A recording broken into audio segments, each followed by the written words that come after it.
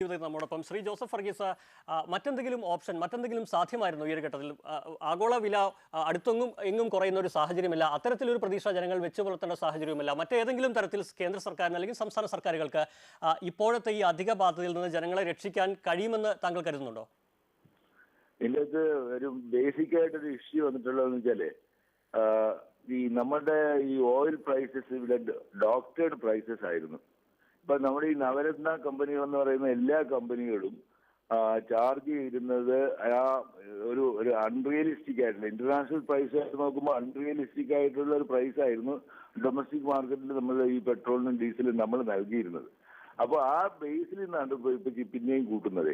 അപ്പൊ അതിൻ്റെ അകത്ത് വരുമ്പോഴത്തേക്ക് ഇത്രയും നാള് ഗവൺമെന്റ് ഇതിൽ നിന്നുണ്ടാക്കിയ ലാഭം മുഴുവൻ കൂടി ചെയ്തിരുന്നെങ്കിൽ ഈ ഒരു പ്രൈസ് സ്റ്റെബിലൈസേഷൻ കൊണ്ടുവരാൻ സാധിക്കുമായിരുന്നു. ഇപ്പൊ എന്താ സംഭവിച്ചിരിക്കുക വെച്ചാൽ ഇന്റർനാഷണൽ മാർക്കറ്റിൽ പെട്രോളിന് ഇപ്പൊ അഡ്മിറ്റ് ചെയ്യുന്ന ഒരു കാര്യമുണ്ട്. പെട്രോളിന്റെ വില ഇന്ത്യൻ റുപ്പിയിൽ പറയുകയാണെങ്കിൽ 21 രൂപ 43 പൈസ മാത്രമാണ് ഈ ഇൻക്രീസിന് ശേഷം. 31 രൂപ 58 പൈസയാണ് ഡീസലിന്.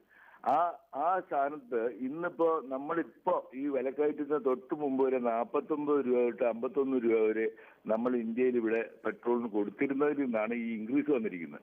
ആ ഇൻക്രീസിൽ ഒരു വലിയൊരു ബർഡൻ ഇവിടെ വരുന്നത് ഈ 5 രൂപ ഇൻക്രീസിൽ ലോക്കൽ സെയിൽ ടാക്സ് പെട്രോളിന് വരുന്നത് 44%, ഡീസലിന് 40% സെയിൽ ടാക്സ് ആണ്, വാറ്റ് അല്ല. അപ്പൊ അതൊരു അൺഫോർസീൻ ആയിട്ട് സ്റ്റേറ്റ് ഗവൺമെന്റിന് കിട്ടുന്ന ഒരു ലാഭമാണ്.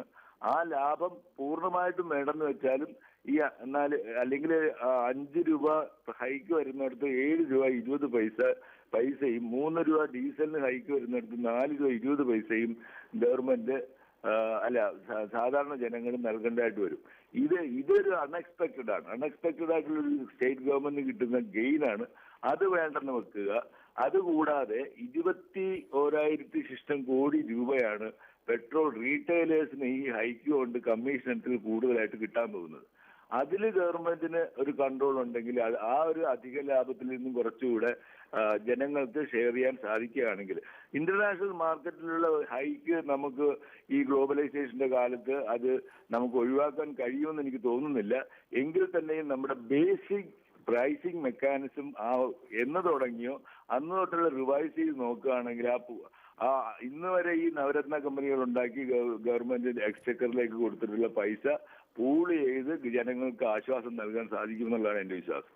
ഞാൻ തിരിച്ചെത്താം Shri Joseph Varghese. Shri M A Shanavas, അത് വളരെ പ്രസക്തമായ ഒരു കാര്യമല്ലേ? സംസ്ഥാന സർക്കാരിന് തീർച്ചയായും ചെയ്യാനുണ്ട്, അതിലേക്ക് വരാം. പക്ഷേ കേന്ദ്ര സർക്കാരിനും അത്തരത്തിൽ ചില കാര്യങ്ങൾ ചെയ്യാവുന്നതല്ലേ? പ്രൈസ് സ്റ്റെബിലൈസേഷൻ ഫണ്ട്, വിലസ്ഥിരത ഫണ്ട് ഉൾപ്പെടെയുള്ള ചില കാര്യങ്ങൾ ചെയ്ത് 2004 ആദ്യമായി ജൂലൈയിൽ തന്നെ സർക്കാർ വന്ന് ജൂലൈയിൽ തന്നെ വില കൂട്ടിയത് നമ്മൾ കണ്ടു. അന്ന് മണിശങ്കർ അയ്യർ, അന്നത്തെ മന്ത്രി, പറഞ്ഞൊരു കാര്യം, ചില വലിയ പാക്കേജുകളിലേക്ക് കടക്കും, പെട്രോളിയം പോളിസി തന്നെ മാറ്റുന്ന തരത്തിലേക്കുള്ള നടപടികളിലേക്ക് കടക്കുന്നു. പക്ഷേ 6 മാസം കൂടുമ്പോൾ വില കൂടുന്നതല്ലാതെ മറ്റൊരു നടപടിയും അത്തരത്തിൽ ഉണ്ടായിട്ടില്ല. അത്തരത്തിലുള്ള മാറ്റങ്ങൾ കൂടി തയ്യാറാകേണ്ട ഘട്ടമെത്തിയില്ലേ?